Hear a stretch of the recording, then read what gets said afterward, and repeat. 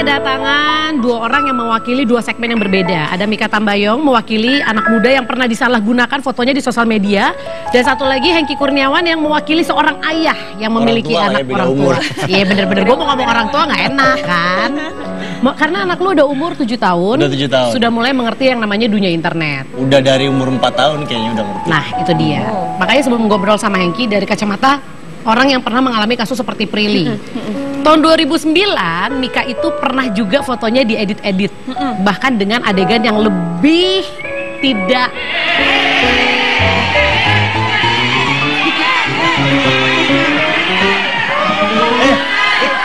Diteriakin kayak maling jadi. Udah biarin.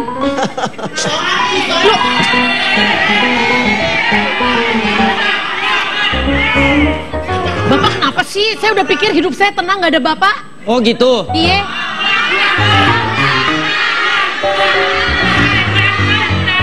Gak, gini aja deh, pilih.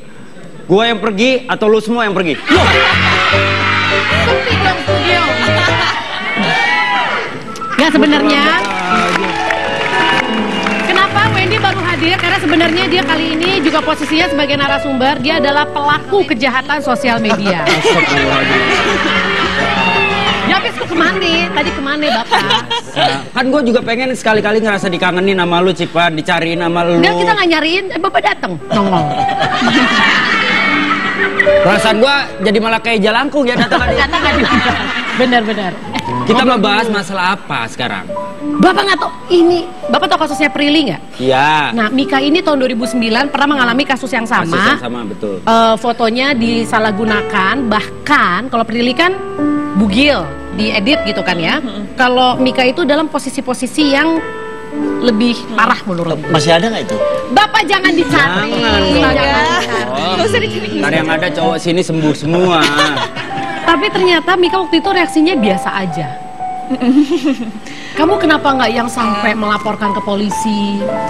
Soalnya kalau aku emang sebenarnya orangnya emang gitu sih, maksudnya ya udahlah emang aku tahu itu bukan aku, kenapa harus disusahin gitu. Cuman yang kena efek keluarga aku, orang tua. Mama ya katanya langsung nangis-nangis. Iya, soalnya mama aku emang orangnya sensitif gitu kan. Terus ya kaget lah maksudnya ngelihat foto anaknya kayak gitu, bukannya nggak percaya sama anaknya tapi malah justru ngerasa kok kayaknya disalahgunain itu anak gue padahal nggak pernah ngapa-ngapain gitu. Betul. Jadi emang efeknya lebih ke orang tua aku sih.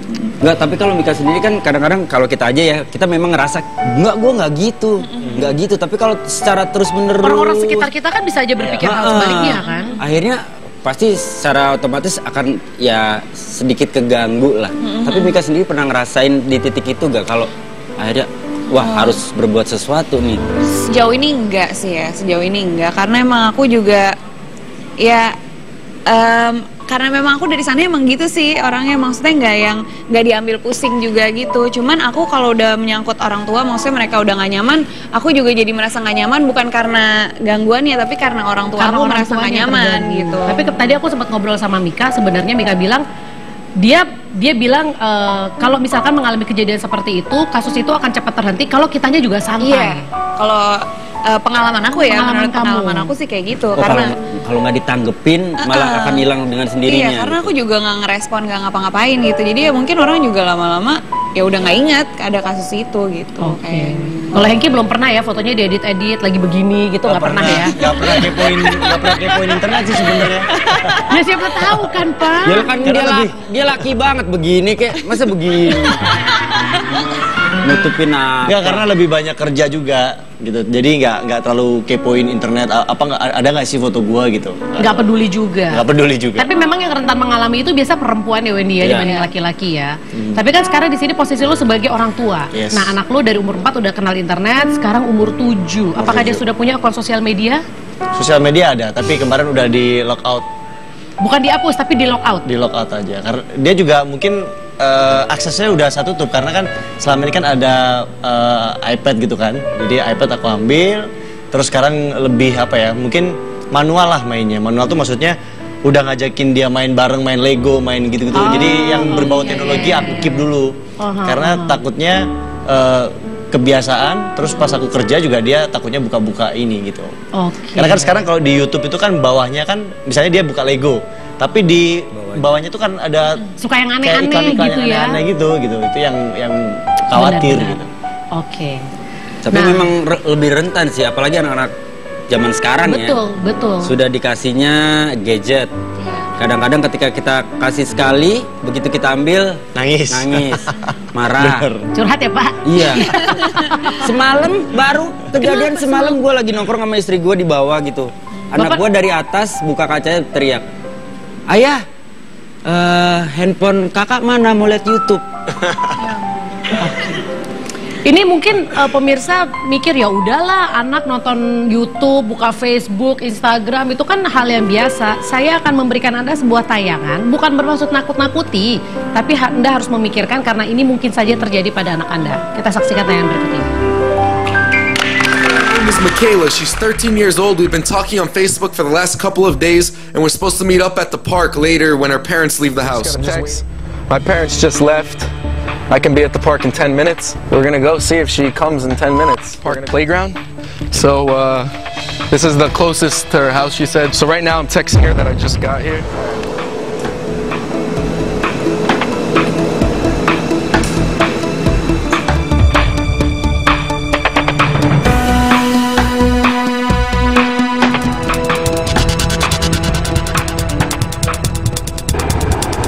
Oh, she's coming, yeah.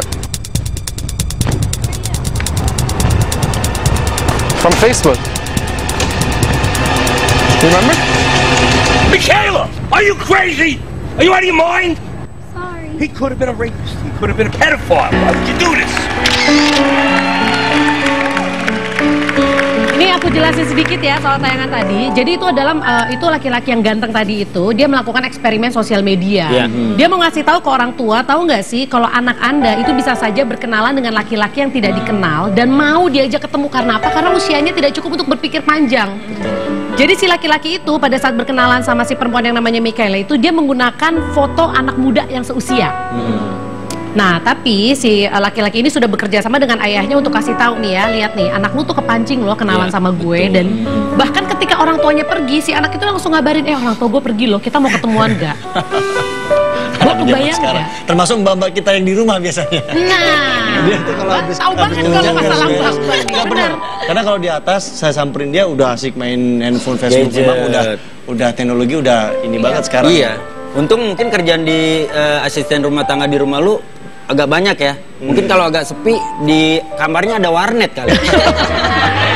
Chattingan, loh itu nggak bisa dipungkiri, serba salah dong Cipan. Betul. Satu sisi itu hak dia, tapi di sisi lain kan kadang-kadang itu juga mungkin mengganggu aktivitas kerja. Iya benar. Tapi sebenarnya yang pengen kita sorotin di sini adalah kita ingin membuka mata para orang tua kalau kita memang harus ternyata berapapun usia anak Anda, mungkin sampai batasannya ya 20, 21, 22 gitu ya, sebelum dia bisa berpikir secara matang, ternyata kita harus terus mengawasi.